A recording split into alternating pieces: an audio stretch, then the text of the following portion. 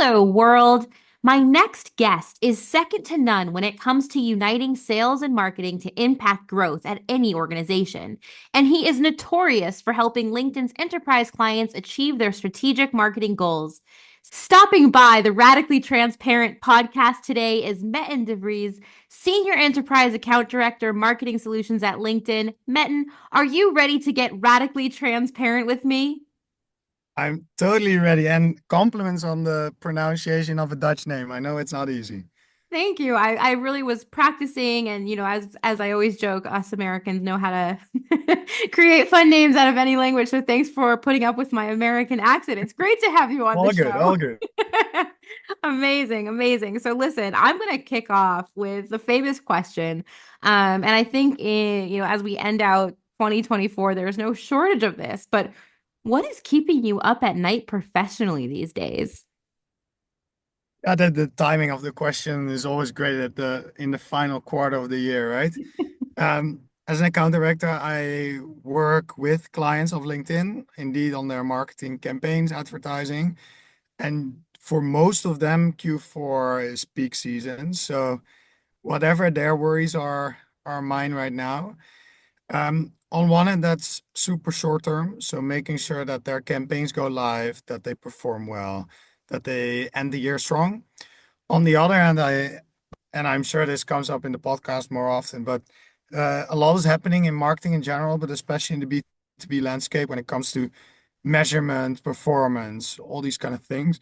So aside from the short term, everyday optimizations, we also want to make sure that our clients are future proof when it comes to what they can measure today, but also what they can measure in a year from now, or 2 years, or 5 years. Yeah. So as a marketer, everything you're saying, I am like, yes, future proof me. I mean, right there is no shortage of being kept awake at night by the campaigns running and needing to end the year strong, which leads me nicely into my next question for you, right? LinkedIn, for B2B marketers, I mean, that is the platform we live, breathe, sleep. I mean, we're all about LinkedIn. And it's a really unique space, and it has been for some time, especially for B2B organizations. In your view, men, what do you think makes LinkedIn particularly effective when it comes to lead generation for marketers?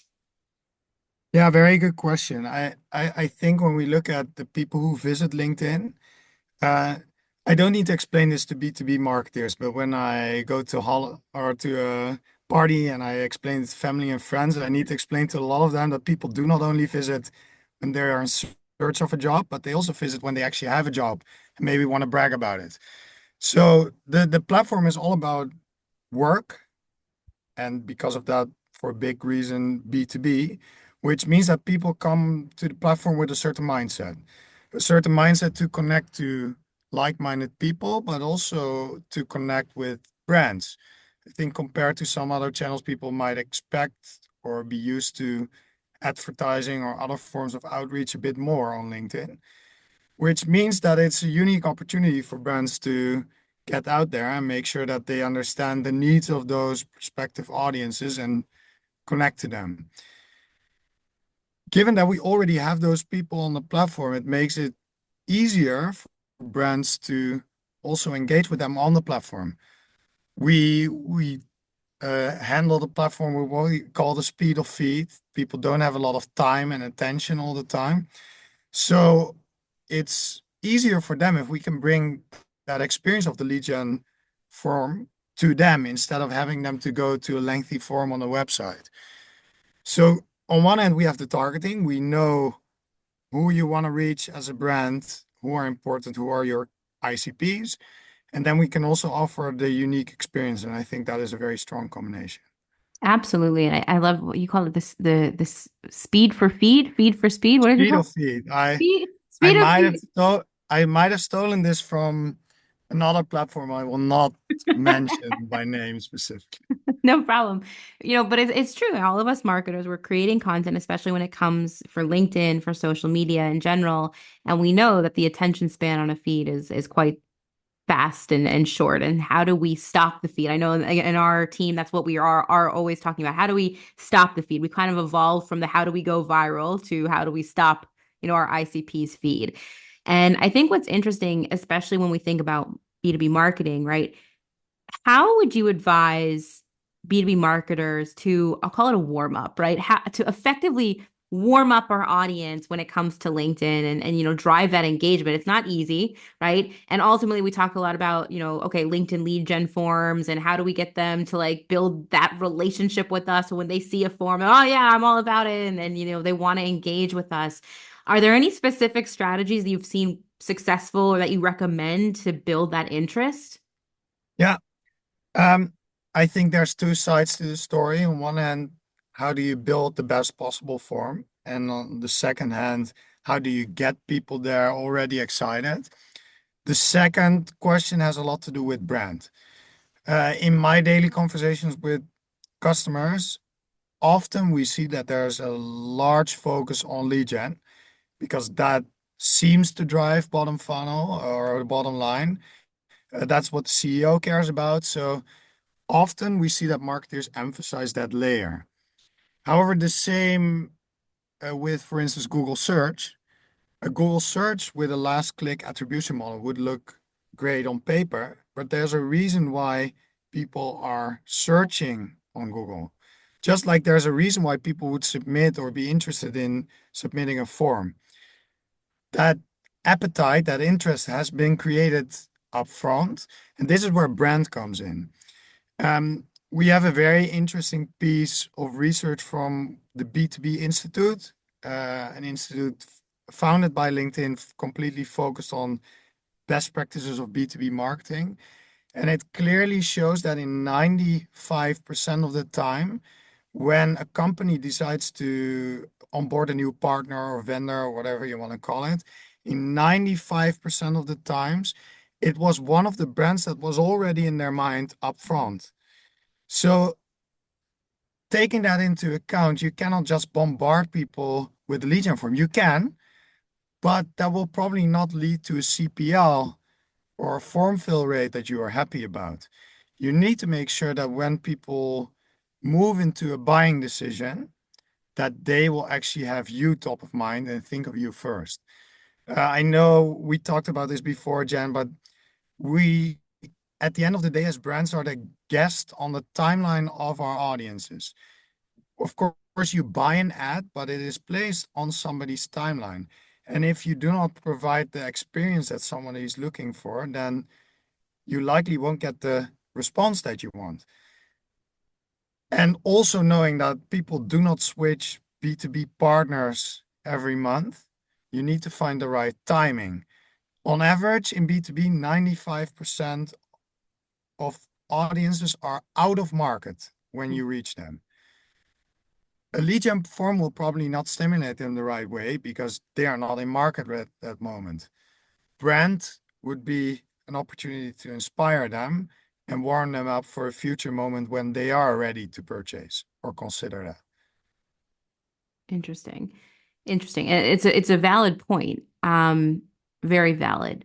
Now, thinking about, I love the fact that LinkedIn lead gen forms keep members on LinkedIn, making it really easy because I can't tell you how many times I've been scrolling on LinkedIn, see something interesting and, want to engage with it and then keep scrolling on my way, if you will.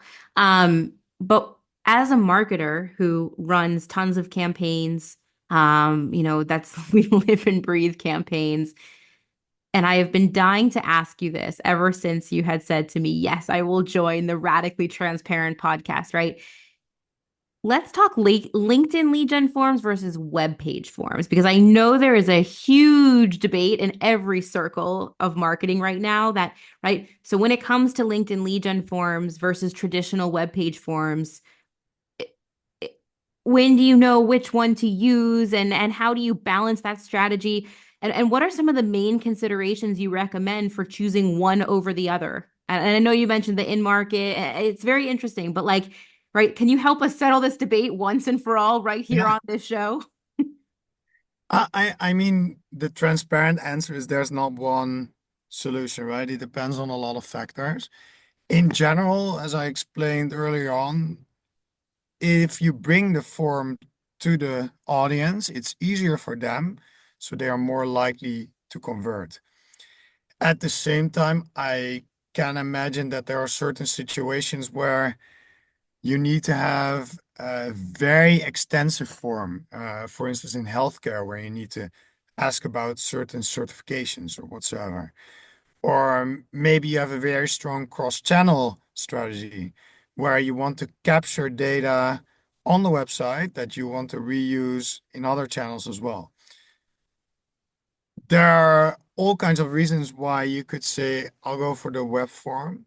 At the same time, we do a lot of A/B testing, obviously, between LinkedIn native versus web. I've not seen an example yet where web was able to get to the same conversion rates as native forms. And that's very simple because you're making it easier for the audience. And again, there consider that you are a guest on the timeline of someone else. We are not influencing robots, we're influencing people. We're trying to make their customer journey enjoyable. And a big part of that is how do you make it easy for them, given that they don't have a lot of time and focus. And that is where the native form comes in. Totally. Totally. That definitely helps in my brain. That helps kind of put things into perspective. I think it's also interesting around, you mentioned it earlier, right? It's all about making it easier for our community, for our audience. And I think one of the most interesting pieces about social media, specifically LinkedIn, is that we're seeing LinkedIn become a platform where people can network and engage with one another, but it also is really strong at creating trust. And I know that in a prior conversation, you had mentioned that there's actually a really cool way to be creating trust with document ads. So I was wondering if you could share a little bit about one, if anybody listening doesn't know what a document ad is, what is a document ad?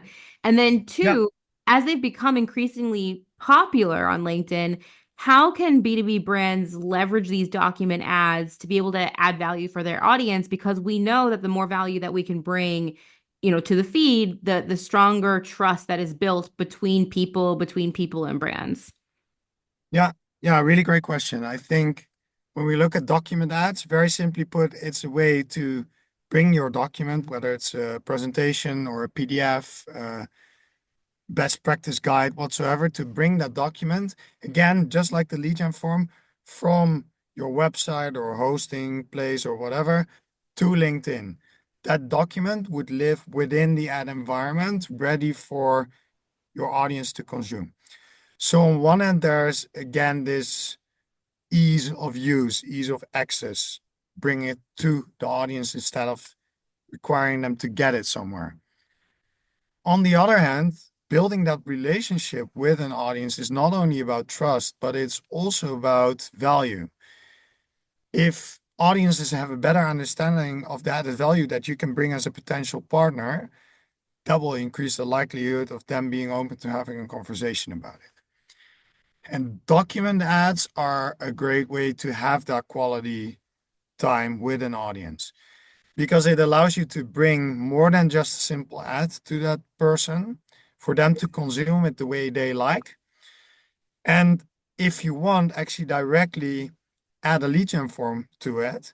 For instance, give away the first few pages of the document for free, and then tell them, hey, if you want to get the full document, you can use this lead gen form. That is a great example for me of bringing some additional value, which makes them understand better why uh, they would leave their data or why they would get in touch with you. I love that. I think that's interesting. And if we had a full, I feel like we could go on forever on that Yeah, specific topic. very good. It's really interesting. The other piece, right, when it comes to ads. So as you know, I'm from the land of Oktopost. We're all about organic social. And there's another debate that I would love to put to rest at the moment. I don't know if this is going to be the show to do it, but right, it's this whole idea of organic versus paid content strategy, which is better, which one should we be focusing on, right? And this is another debate that we're seeing a lot in the B2B space, organic versus paid, organic versus paid. In your opinion, is that how we should be thinking about this? Organic versus paid? And how, like, how do you view this? How does LinkedIn, you're living, breathing, LinkedIn strategy all day, every. How should we be looking at organic versus paid? And how do you think brands can effectively balance organic versus paid? Should we be focusing on one over the other? Can you talk us through this? Help clear our minds Yeah. a little bit? Well, I would love to put this to rest because I would not want to talk about organic versus paid at all. I would rather talk about organic and paid. At the end of the day, it's one ecosystem, right? LinkedIn, where organic and paid people and brands come together. And you could say that organic is the foundation of any conversation that a company starts because a lot of the content that a company produces originates from organic. Mhm. A lot of the insights and data that they might have about what their audience finds interesting also comes from organic because you can post as much as you want, you get constant data. So you should be able to get a good feedback loop in place about what works and what doesn't for your audience. Then the downside of organic is that you don't have unlimited reach, right? It's not easy to get to your ICP. And even more importantly, even if you would have 1 million likes on your page, it doesn't mean that they are your ICP. From having researched that with some of my clients, we have actually seen the opposite. The people liking a page are often friends, family, uh, people who would love to work at your brand, people who just like your brand. It's not people that would buy your brand. And this is where the paid part comes in because you can take that best organic content that you identified, you can elevate it and distribute it to the exact right person with our native targeting. The quality might come first from organic because a lot of especially bigger brands already have a lot of good content, whether that comes from the brand or from its employees. But the scalability comes from paid. At the same time, if you do paid but you don't have great content, that would also not work well, right? So it's organic and paid, not versus, in I my love it. opinion. I feel like I might bring you back for a full new episode just focused on organic versus paid, but I think you hit the nail on the head there. It's not one versus the other. It needs to be an and it needs to be, working simultaneously together. And I think as a marketing team, everybody needs to understand if you're an organic expert, great, but you need to be able to understand paid and vice versa. If you're a paid expert, you also need to be able Definitely. to understand organic. So I definitely agree that it's an and. Now, when it comes to organic versus paid, right? I know many of us do have what's known in the market as an audience-centric approach, right? And you've mentioned it above multiple times that brands or people that you're targeting, they are guests, in your timeline and in your feed. How can we as brands, as marketers, working day in and day out, how can we stay mindful of an audience-centric approach and create the right content that we know that our audience wants to see? If I look at the way we recommend clients to build their strategies, it starts with an objective. What do you want to reach? When you know what you want to reach, you can also identify who you want to reach. And if you know who, then you also know what content would resonate well with them. How would you know? Because you have had a lot of organic exposure already where you can gather data.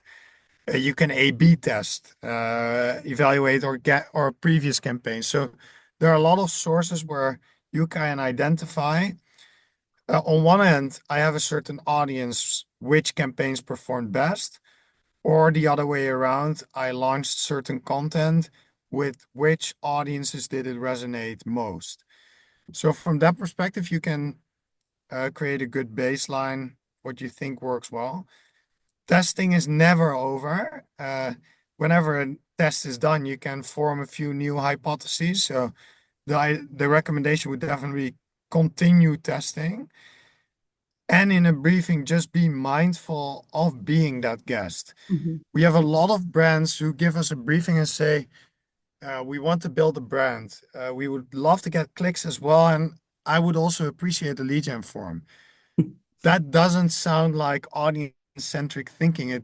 It sounds like bottom line thinking. Um, and I would rather think about what engages that audience most.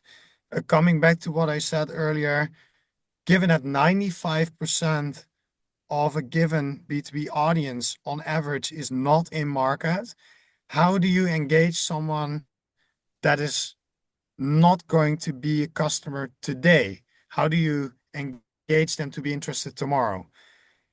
And how do you identify the data sources to single out that 5% that is in market? And what do you then show them? At the end of the day, if you have those different stages in the marketing funnel, customer journey, uh, different people are in a different stage and have different interests. And I would try to match that as much as possible. Nice. Yeah. Thinking that through makes sense. Checking out. There's one more strategy that I want to actually ask you about because I see a lot of buzz around this on LinkedIn in my feed. Um, and it's this idea of leveraging your employee voices and your employee expertise to help enhance your brand on LinkedIn. And I know this is often known as what's called employee advocacy, but I think, keep me honest, there's something thought leadership ads, I think, that help Still humanize relatively brands new as well. Yeah, product, you're right. yeah. Yeah. So can you walk us through a little bit about the thought leadership ads and how do those work, or how can that play nicely with organizations who are, investing in an employee advocacy strategy? Yeah. Yeah. To give you a bit of background why we launched this format, for anyone who doesn't know it, thought leader ads allow you to take an existing organic post from either an employee or an influencer outside of the company and boost that towards your audience. So you take that content and you elevate it through paid ads. And this is, of course, a format that we know from other more B2C minded platforms for years already. The interesting thing is when you compare B2C to B2B, I have a background, I worked for an airline before. Yeah. Think of a 100 euro airplane ticket where maybe one or two people would decide about it, and compare that to a very expensive healthcare machine that might cost millions and a lot of different people decide. It's relatively easy and risk-free to buy a ticket. It's definitely not to have the same decision about such an expensive medical machine. So it's very important there to, more important to build that trust. And trust generally doesn't come from brands, it comes from people. When you see a message from the CEO of a company, often we see that this feels more real, more legit, more trustworthy than a company saying something. This is why we invested in thought leader ads, because we feel that in B2B, employees, executives have a strong role to play, but we also see that influencers are coming up a lot in B2B. Totally. So it allows you to take those messages that those people create, people who probably know the audience very well because they work with them on a daily basis. So they might already have the right tone of voice, the right topics, etc. Again, that balance between organic and paid, right? They know what works and you elevate it through paid reach. And so far, we have seen that engagement on those ads is way stronger than any given company Wow. ad. So definitely recommended to try it out if brands haven't already. I'm adding that to my 2025 strategy. I mean, that right there, my wheels are spinning, but I love that. I love the concept of thought leadership ads. All right, I have one last question for you, and it's actually a question that I believe in the early days of LinkedIn, we borrowed, from the early days of LinkedIn. What's one thing you can tell us about yourself that we actually can't learn about you from simply looking at your LinkedIn profile? Yeah, that is one I have had to answer before because it's a legacy question still being asked within LinkedIn. So great to see that that's spread out to partners of LinkedIn as well. Um, you might find traces of it, but I am a very big sports fan. I used to study sports management, and one of the things I am most proud about is that in 2016 I finished a full marathon. Um, Wow, and congratulations. I did consider it, it's actually interesting. Maybe I should put it on my profile because I didn't have it on my physical resume at some point, and I did get asked about it before in job interviews. So I should maybe consider putting it on there. Absolutely. Why not? That is really something to be proud of. It's such a milestone. When you say marathon, it was all racing, running, or were there different Yeah, elements? no, it was running the traditional marathon. Yeah. Hats off to you. I hate running. I admire everyone who can do it. It's amazing. I'm going to speak American now. At 26, was it 26 miles? What was the, or was Uh, what is it again? Little less. It's 42.2 kilometers, kilometers? which is yeah, just over 20, I think. Congratulations. That's incredible. So listen, Metten, I understand now why you're notorious for helping brands, B2B brands succeed. We wish you all the success. We've had a great time speaking together today. If anybody listening in wants to know more about thought leadership ads or LinkedIn lead gen forms or discuss, their marketing strategy on LinkedIn, or learn more about running, where is the best place that they could connect with you? Where can we reach you? I mean, obviously, I have a LinkedIn profile. You guys have my name. It's not a very common name, so I'm sure people can find me. And I would be glad to direct anyone to any resources about LinkedIn. The running part, I am not sure I will ever do a marathon again, so there might be better inspirational sources than me, to be fair. But anything touching LinkedIn, I would be glad to help. Men, you're outstanding. Thank you so much for joining us, for getting radically transparent. It's been a blast. Thank you. Enjoy your day.